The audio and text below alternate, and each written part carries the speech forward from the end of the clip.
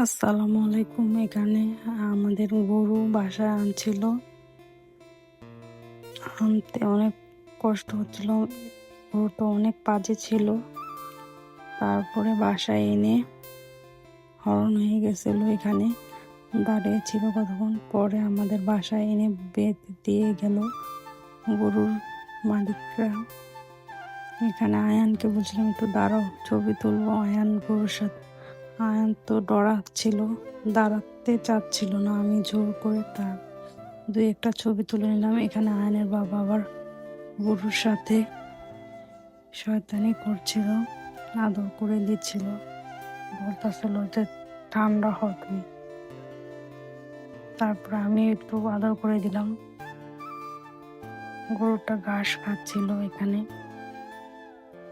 তারপরে আয়নের বাবা অনেকগুলো বোম আনছিল, আরো অনেকগুলো আনছিল, ফুটিয়ে ফেলছিল। আমি আবার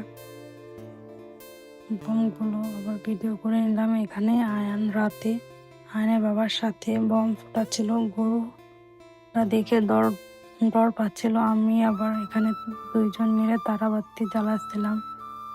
এই মুহূর্তগুলোই অনেক স্মৃতি হয়ে থাকবে আমাদের দুইজনের। এখানে আয়ানও অনেক তারাবাতি ফুটাচ্ছিল। এখানে নায়াল আবার বসেছিল, নায়াল আবার ডরায় তাই বসেছিল এখানে।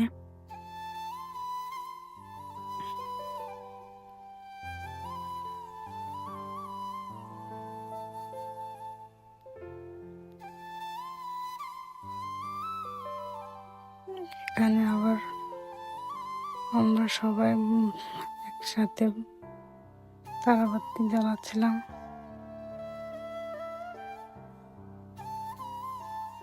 অনেক ভাল লাগছিল।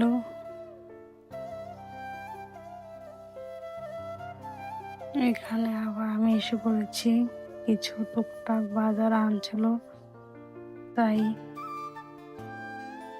সবগুলো বাইর করে নিলাম। এখানে মেহেদি আনছিল আমার জন্য, এখানে তার একটা শার্ট প্যান্ট আনছিল পরার জন্য। এখানে আবার আমি একটু ডেকোরেশন করে নিলাম, একটু মেহেদি লাগাবো তাই আজকে একটু ভিডিও করে নিলাম।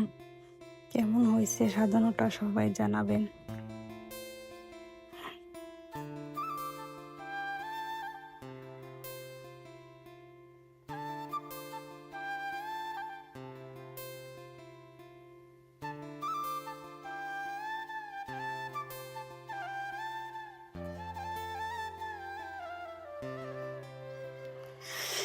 এখানে আমার হাত দিয়ে ভিডিও করে নিলাম।